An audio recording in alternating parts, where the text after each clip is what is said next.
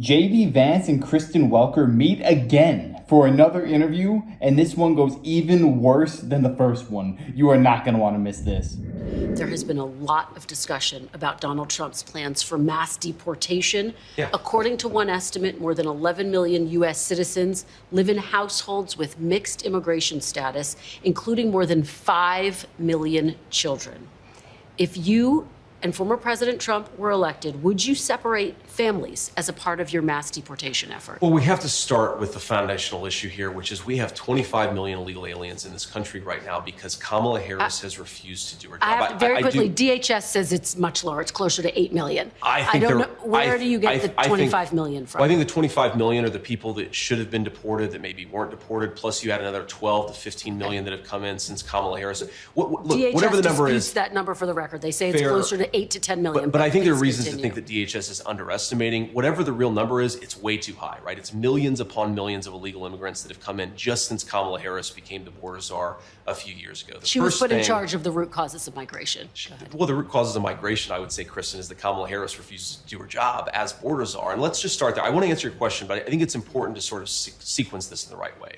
So if you want to get control of the illegal immigration problem, you have to stop the bleeding. You have to stop so many people from coming here illegally in the first place. And that means undoing everything that Kamala Harris did practically on day one of the administration. You have to reimpose deportations. You have to stop catch and release. Stop granting asylum to every single person who comes in here and says that they need asylum, and stop granting mass parole. These policies are why we have the immigration crisis that we have. So I think focus on fixing the problem. Before we even fix the problem, we've got to stop the problem from getting worse. And as you know, President Biden passed a series of executive actions, and illegal border crossings are now at their lowest levels in about 5 years, so much so that Greg Abbott is no longer busing people to other cities. But let me ask you this fundamental question, please. Fundamental question. Will families be separated under your mass deportation? And again, because you made a point here, I do want to answer this question about families and about deportations, but you made this point that border crossings are lower.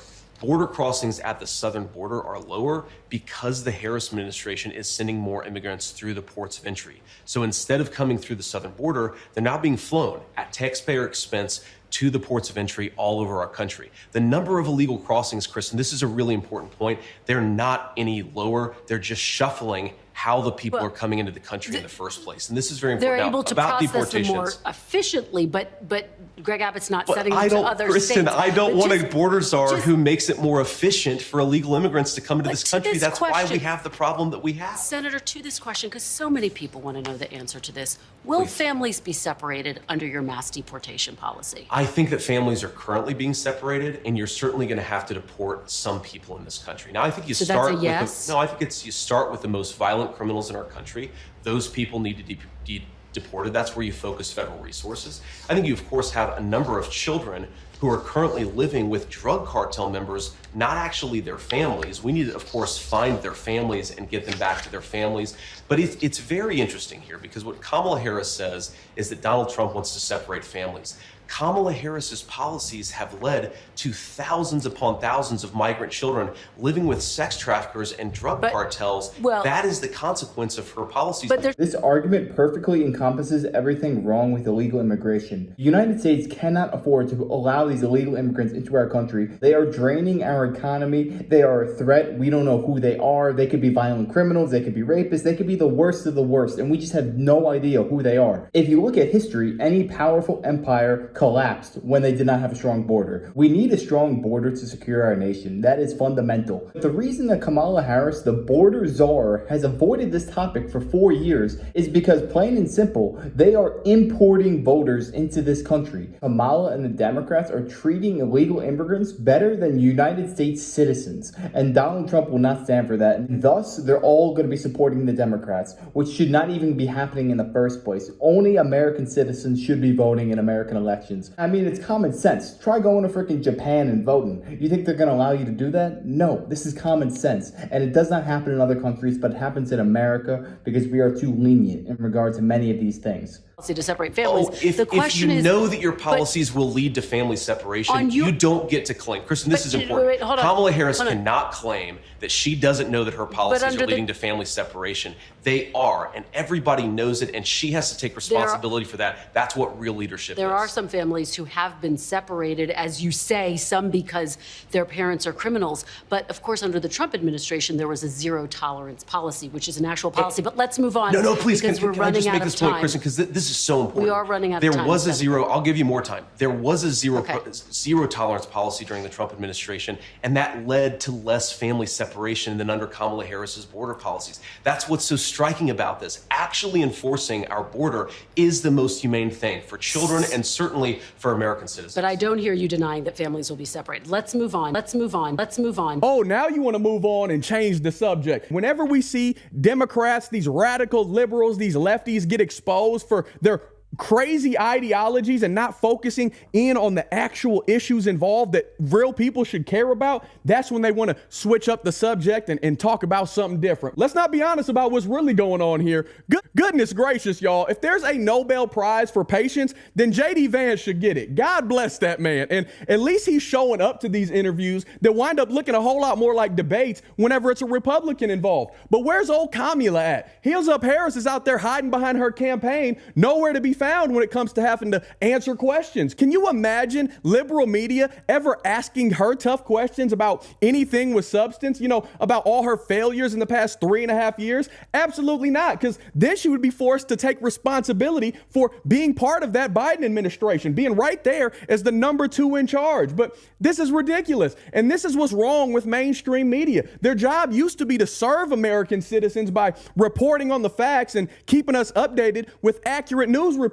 You can only do that by leaving your personal opinions and all your political bias tucked into bed and completely out of it. You have to remain objective in your reporting towards all sides, but that's out the window. Now it's a bunch of activists and propaganda peddlers that only seek to serve themselves by way of pushing narratives which have very little, if any, truth to them whatsoever. And this ain't the first time that we've seen Kristen try to pull this crap. If you recall, just a month ago, she tried to bait our next vice president into accepting election results regardless of any evidence of fishy business that might have went down or that could happen again. She wanted J.D. Vance to disregard any sort of foul play and just go along to get along. He brings up a great point. They wanted on record showing that J.D. Vance said that if they lost the election, they would accept the results. They did the same exact thing back in the 2020 debates, Joe Biden versus Donald Trump. They straight up asked Donald Trump, would you accept the election results? Never in history has that question ever been asked before. Yet in 2020 and the presidential debates, there's only a certain amount of things that you can talk about because you have an allotment of time. Each question is carefully thought out. So why would they waste a question asking that in front of the entire nation? I'll tell you why. They were planning this from the very beginning. So it really concerned me when they said it in 2020.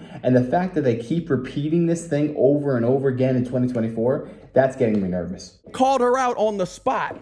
Well, here we are about a week before the Republican convention. Before I let you go, can you say unequivocally here and now that you will accept the results of the 2024 election no matter what they are? So long as it's a free and fair election, Kristen, of course we will. We will use constitutional processes to challenge issues if we think there are issues. But if it's a free and fair election, we will do what the Constitution requires. We will respect the results, and I expect those results are going to be to re-elect Donald Trump. It was a free and fair election in 2020. Donald Trump took his concerns to court. He lost in court, but he still has not conceded. Do you understand that when you refuse to commit unequivocally, that feeds into people's concerns, skepticism about the nation's electoral process? Well, Kristen, I don't agree with that, actually. I think that feeding into people's concerns about our electoral process is that one half of America's political segment, they won't support legislation that makes it harder for illegal aliens to vote. They won't support universal voter ID in our elections, even though you have to present ID to do almost anything in this country.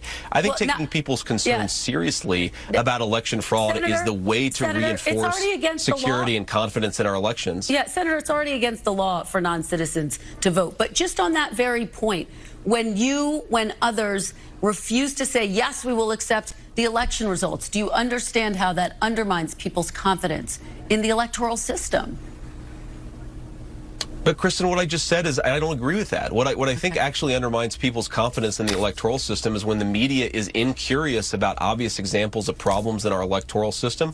I think we've got great elections, but a lot of things could be better in certain states. I want to work to make that happen so the American people have greater confidence in their elections. That's what I'll keep doing. Plain and simple, I think most Americans know if this is a free and fair election, there's no way on God's green earth that this will be a close election. Because if you just ask 100 random people on the street, do you think majority of those people are gonna want Kamala over Donald Trump? Even if you go into the most liberal of areas, I still think it would be like a coin toss, because the public sentiment has shifted so much in the past 4 years. Because Donald Trump was warning us all what would happen if Joe Biden and the Democrats took office, and almost every single thing happened. Our country is much worse off in almost every single metric. People are noticing the difference in their paychecks. When they go to the grocery store, they can't afford food. This is a colossal issue, and according to the Democrats, there's no issue whatsoever. Because if you actually suffered through watching that DNC event, you would see that they mentioned Donald Trump countless times, but they did not mention the border once. They did not mention the economy. They did not mention inflation. They only talk about we're not Donald Trump. That is not a way to lead this nation. You have to actually have policies and agendas for yourself. Not just, oh, we're not that guy. He's a racist. He's terror. He's a terrible person. No, actually come up with something on your own. Don't just be a negative force in the world. Actually have ideas. But they will never do that. And the reason I think that is because they want to destroy this country, the greatest country that has ever been created, the United States of America. They want to destroy it, and the only way to do that is from within. Now, that's just my opinion. I could be a conspiracy theorist. Who the heck knows? But yeah, let me know your thoughts on this down below. Let me know, why do you think Kamala is not broadcasting what her policy would be if she gets in come January? Let me know. I'd love to hear your opinions. And if you enjoyed, make sure to smash that like, comment, subscribe. And I wish you guys nothing but the best. Until next time.